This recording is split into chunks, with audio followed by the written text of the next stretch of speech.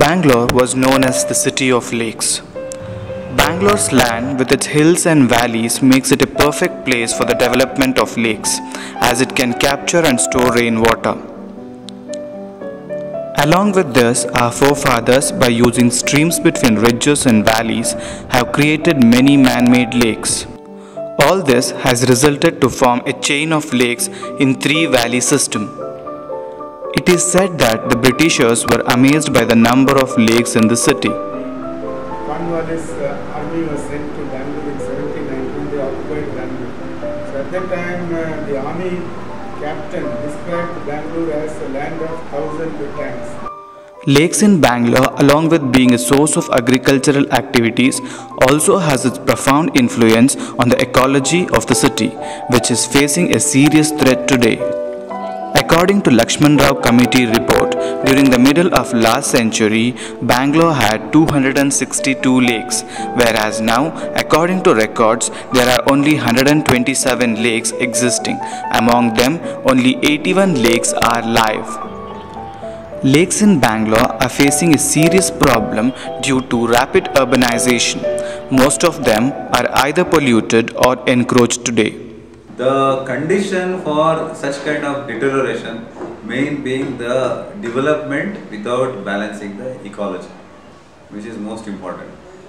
You see, most of the lakes are considered, which were wetlands, now it has been termed as wasteland.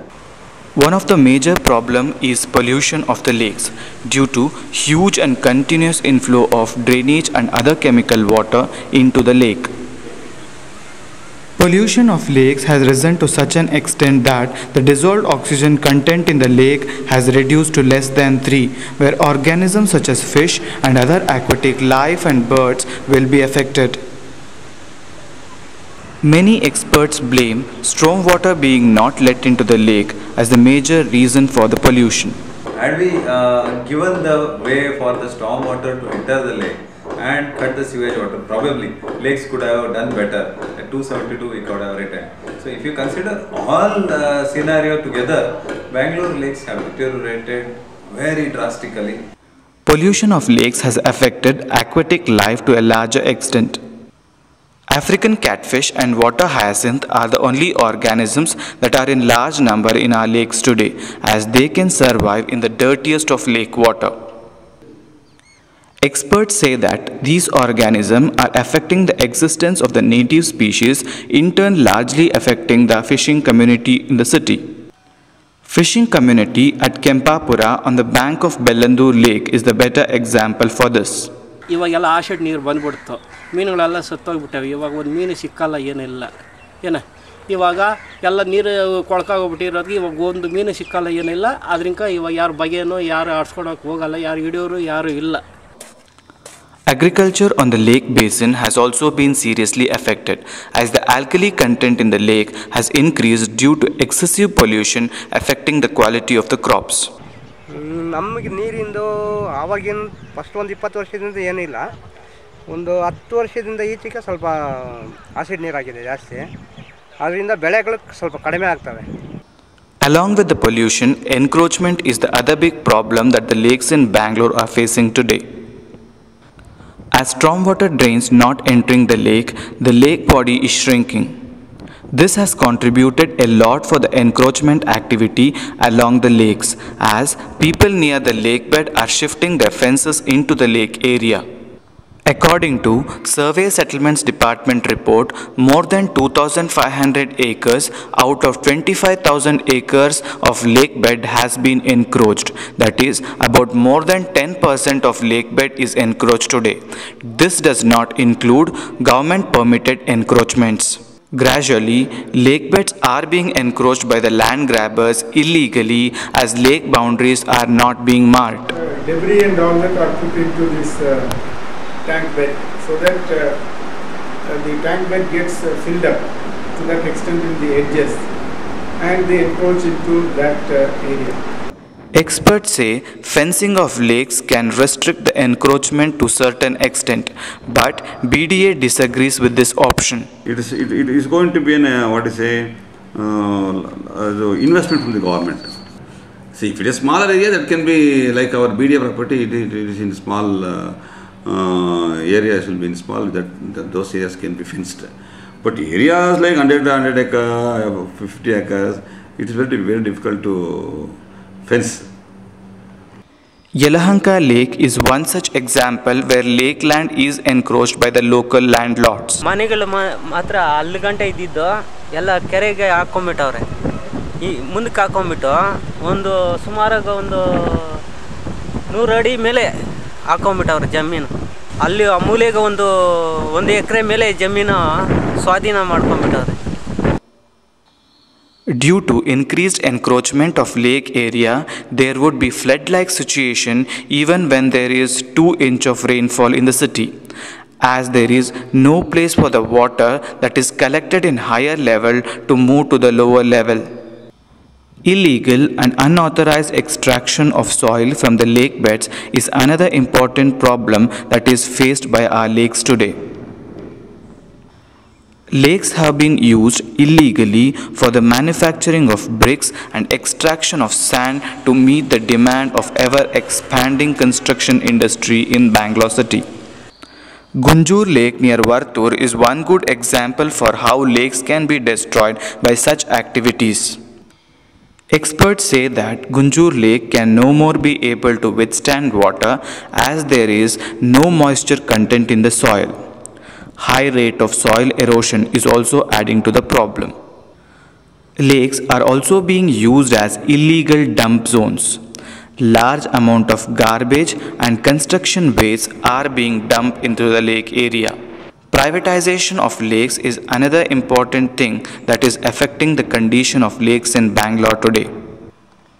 Government, with the intention of improving the lakes, gave it to private hands, but private owners are using it for commercial purposes. Ironically, in spite of privatization of lake, the quality of water remains bad, as there is large and continuous inflow of drainage water into the lake. Vengayankere at K.R. Puram is the best example for this. Private owners in the name of development are using lake for the commercial purposes. They have converted natural mud shoreline of the lake into stone pitched one to facilitate boating, in turn affecting fish and other aquatic life along with the birds and lake ecosystem on the whole. Chief Conservator of Forest, Government of Karnataka, had voiced his concern against privatization in his report submitted to the Honorable High Court of Karnataka.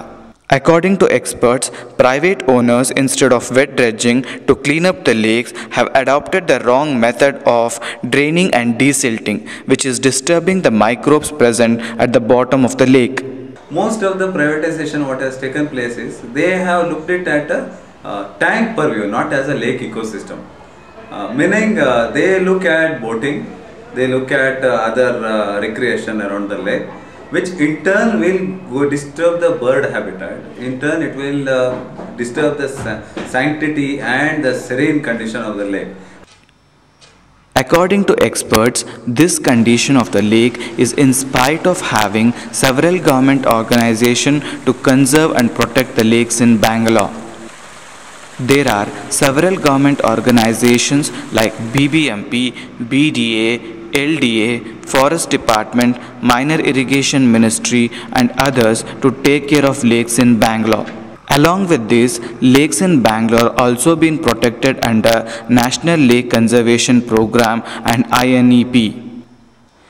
Experts are of the opinion that having so many organizations to take care of lakes in Bangalore and lack of integrated approach between the departments to take care of the lakes is causing confusion.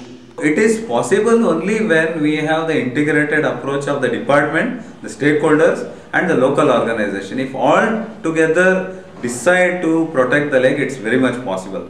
But not in this way of decentralizing the lakes to different departments.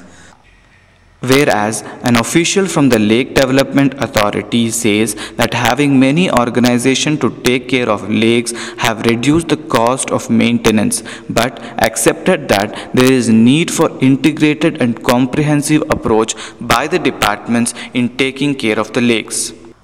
Despite regular requests, the government bodies fail to respond to our queries on the condition of lakes in Bangalore. There is initiative from several local organizations and NGOs to take care of lakes in Bangalore. Mr. M.A. Khan of KK High School along with the students has taken an initiative to convert barren Gunjur Lake land into a forest zone.